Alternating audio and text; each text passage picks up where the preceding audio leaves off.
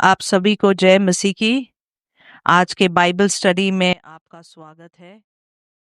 आज जो हम टॉपिक कवर करेंगे, हमने टैबरनैकल का पार्ट 1 किया है। अभी हम टैबरनैकल का पार्ट 2 करेंगे। आइए हम प्रार्थना करेंगे इस वचन में जाने से पहले। Hallelujah. Thank you, Father. Thank you, Jesus. Hallelujah.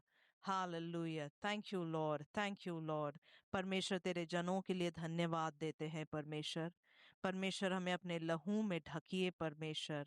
हर किसी के कान परमेश्वर जो इस वचन को सुनते हैं, आपके द्वारा परमेश्वर अभिषेक हो और आशीषित हो परमेश्वर।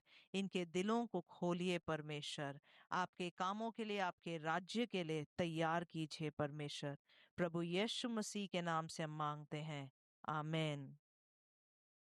इससे पहले कि मैं आज के वचन में जाऊं, मैं एक वचन पढ़ना चाहूंगी। पहला कुरिन्थियों उसका 8 का 1 ऐसा लिखा है। मैं उसका जो दूसरा भाग है वो पढ़ रही हूँ। हम जानते हैं कि हम सब को ज्ञान है। ज्ञान घमंड उत्पन्न करता है, परंतु प्रेम से उन्नति होती है। हमने ये बात समझना है कि जैसे हम बाइबल की पढ़ाई भी कर रहे हैं, हम सिर्फ ज्ञान पाने के लिए नहीं कर रहे हैं। हम इसलिए पढ़ाई का ये वचन पढ़ रहे हैं कि हम परमेश्वर में बढ़े, हमारी आत्मिक उन्नति हो। इसको हम सिर्फ एक ज्ञान के रूप से ना देखें, मगर परमेश्वर की तरफ बढ़ने के रूप से हम इस चीज को देखें। आइए आज के वचन में जाएंगे। यह है टैबरनैकल के ऊपर, या जो निवास स्थान बोलते हैं, परमेश्वर का जो निवास स्थान, निवास का तंबू, उसके बारे में पढ़ेंगे। आपको मैंने पहले बेसिक्स में बता दिया था इसके बारे में। आज हम इसके ये कैसा था, देखने में कैसा लगता था, इसकी क्या क्या, इसमें क्या चीजें थी, इसमें कैसे अंदर घुसते थे, ये सारे डिटेल्स में आज हम जाएंगे। पहला है इसके बाहरी बाहरी स्थान, जहां से ये शुरू होता था। वहां पे जो एंट्रेंस था, वहां पे पर्दे लगाए जाते थे। ये पर्दे रंगीन होते थे, नीले, लाल और बैंगनी रंग के। बाकी का जो इसका जो आप देखेंगे, मैं आपको ड्राइंग्स जो आपको दिख रहे होंगे, इसमें आप देखेंगे जो इसका बाकी का जो सराउंडिंग है या बाउंड्री है, सफेद रंग के पर्दों से बना है। ये जो द्वार है ये पूरब की तरफ था। यहाँ पर जो याजक थे बलिदानों को लेते थे और इस तंबू के अंदर जाते थे। ये इसके बारे में हम थोड़ा सा देखेंगे। यूहन्ना 14 उसका 6। यीशु ने उनसे कहा, मार्ग और सत्य और जीवन मैं ही हूँ। बिना मेरे द्वारा कोई पिता के पास नहीं पहुंच सकता।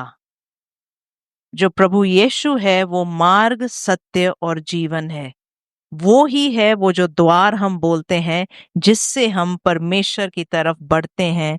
प्रभु यीशु वो द्वार है। ये जो मिलाप वाला तंबू है, ये 3 भागों का बना हुआ था। सबसे पहले है बाहरी प्रांगण या बाहरी आंगन, उसके बाद है पवित्र स्थान, और उसके सबसे अंदर है परम पवित्र स्थान। ये जो परम पवित्र स्थान है, ये परमेश्वर के साथ एनकाउंटर का जगह है। जब हम ये मिलाप वाले तंबू किस तरीके से डिजाइंड था या बना था, हम इस बात को समझेंगे तो परमेश्वर की तरफ उस रिश्ते में, उस आराधना में, उस कनेक्शन में कैसे जाना है, हम इन बातों को समझ पाएंगे। तो सबसे पहले जब हमने परमेश्वर को अप्रोच भी करना है, सबसे पहले ये द्वार के द्वारा हम अंदर जा सकते हैं। अगर हम परमेश्वर के साथ मुलाकात चाहते हैं, परमेश्वर के साथ फेलोशिप चाहते हैं, सबसे पहले हम द्वार से शुरू करते हैं। और उसमें आने का जो रास्ता है, प्रभु यीशु ने तैयार किया। इसलिए ये वचन ऐसा कहता है कि मार्ग, सत्य और जीवन परमेश्वर यीशु मसीह है, और उसके द्वारा ही हम यहाँ पर घुस सकते हैं। एक वचन और देखेंगे, यह है भजन संहिता 100 उसका 4। उसके फाटकों से धन्यवाद और उसके आंगनों में स्तुति करते हुए प्रवेश करो। उसका धन्यवाद करो और उसके नाम को धन्य कहो। हम उन फाटकों में, उन आंगनों में, ये जो बाहरी आंगन है, कैसे अंदर घुसते हैं? धन्यवाद और स्तुति के साथ। तो अगर हम परमेश्वर के साथ वो मुलाकात चाहते हैं, स्टेप 1 प्रभु यीशु के द्वारा उसकी स्तुति और महिमा और धन्यवाद करते हुए हमने अपना पहला कदम लेना है। इसके बाद जो दूसरा अगला स्टेप है, ये जो बाहरी आंगन या प्रांगण है, इसके अंदर अलग अलग चीजें रखी हुई हैं। इनकी जो अहमियत है, इसका जो एप्लीकेशन है, ये हम देखेंगे। सबसे पहला उसके अंदर जो है वो है ब्रॉन्ज ऑल्टर या पीतल की वेदी। यहाँ पर याजकों के द्वारा जो भी बलिदान लाया जाता था, यहाँ पर उस बलिदान को चढ़ाया जाता था। बलिदान इसलिए चढ़ाया जाता था क्योंकि जो इंसान परमेश्वर की तरफ आना चाहता है, उसके ऊपर पाप है। और अगर किसी के ऊपर पाप है, वो एक पवित्र परमेश्वर के साथ कैसे फेलोशिप करेगा, कैसे मिलेगा? तो उन्होंने अपने पाप किसी जानवर के ऊपर डालकर वो जानवर बलि होता था। तो पाप की क्षमा के लिए बलिदान जरूरी है। अगर हमने ये आदम और हव्वा के केस में देखा, सबसे पहले परमेश्वर ने कैसे एक जानवर की बलि करके उनको उसके खाल के साथ कवर किया। कैसे अब्राहम जब वर्शिप करने गया, उसने बलिदान देना था। जैसे काइन और हाबिल जब वर्शिप करने गए, उन्होंने बलिदान दिया। आज अगर हम चाहते हैं हम परमेश्वर की वर्शिप करें, तो उसमें बलिदान जरूरी है। इस बलिदान के 2 भाग हैं। एक भाग जो प्रभु यीशु मसीह ने हमारे लिए चढ़ाया, वो हमारे लिए पापों का बलि बन गया। जब लोग इस पवित्र स्थान में, या जब लोग परमेश्वर की तरफ अपना कनेक्शन बनाना चाहते थे, वो इस जानवर के ऊपर अपने हाथ रखते थे और उसके बाद वो जो जानवर है बलिदान होता था। वचन कहता है प्रभु यीशु मसीह इस समय हमारे लिए वो बलिदान बन गया। आइए इसके बारे में पढ़ेंगे इब्रानी 10 उसका 11 से 18 में। हर एक याजक तो खड़े होकर प्रतिदिन सेवा करता है और एक ही प्रकार के बलिदान को, जो पापों को भी दूर नहीं कर सकते, बार बार चढ़ाता है। परंतु वह व्यक्ति तो पापों के बदले एक ही बलिदान सर्वदा के लिए चढ़ाकर परमेश्वर के दाहिने जा बैठा। इस बलिदान के लिए की जगह, ये जो हर बार जानवरों को चढ़ाया जाता था, उसकी जगह प्रभु यीशु एक बार में ही हम सब के लिए वो बलिदान बन गया। और उसी समय से इसकी बाट जो रहा है कि उसके बैरी उसके पांव के नीचे की पीढ़ी बने, क्योंकि उसने एक ही चढ़ावे के द्वारा उन्हें जो पवित्र किए जाते हैं सर्वदा के लिए सिद्ध कर दिया है। और पवित्र आत्मा भी हमें यही गवाही देता है, क्योंकि उसने पहले कहा था, प्रभु कहता है कि जो वाचा मैं उन दिनों के बाद उनसे बांधूंगा, वह यह है कि मैं अपने नियमों को उनके हृदय पर लिखूंगा और मैं उनके विवेक में डालूंगा। जो पहले नियम पत्थरों के ऊपर लिखा हुआ था, आज परमेश्वर वो हमारे दिलों पे लिखता है। आज पवित्र आत्मा आज हमारे दिलों से बात करता है कि तूने ये पाप नहीं करना, तूने ये गलती नहीं करनी, तूने ये ऐसा जीवन जीना है। फिर वह यह कहता है, मैं उनके पापों को और उनके अधर्म के कामों को फिर कभी स्मरण ना करूंगा। प्रभु यीशु के बलिदान के वजह से आज परमेश्वर हमें पापी की तरह नहीं, अपने बेटे को देखता है। वो हमारे पापों को नहीं देखता है, वो अपने बेटे के बलिदान को देखता है। और जब इनकी क्षमा हो गई है, तो फिर पाप का बलिदान नहीं रहा।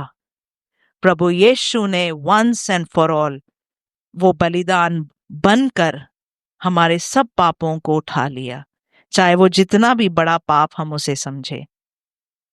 रोमियो 12 को हम पढ़ेंगे।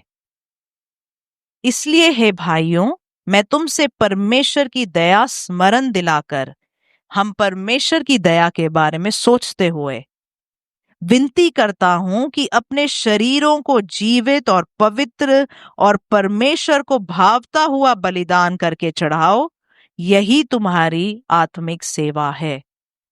हम परमेश्वर के बलिदान को सोचते हुए हम अपने जीवनों को एक बलिदान के रूप में जिएं। अंग्रेजी के बाइबल में लिखा है, this is your act of worship. ये तुम्हारी आराधना है।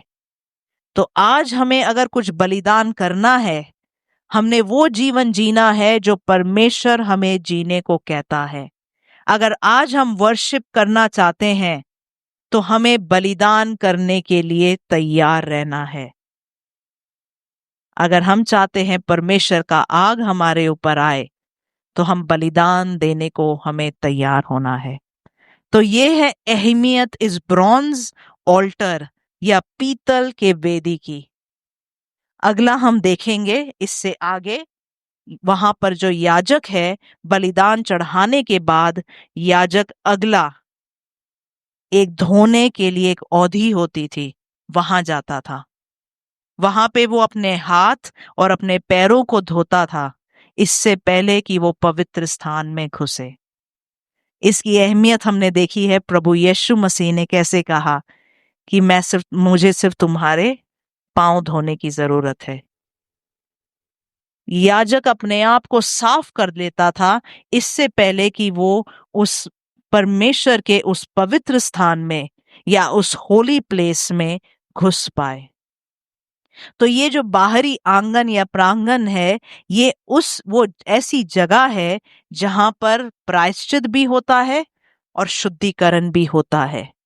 तो ये जो स्टेप्स हैं प्रभु यीशु मसीह के या परमेश्वर की उपस्थिति में जाने के लिए, ये स्टेप्स हमने फॉलो करने हैं।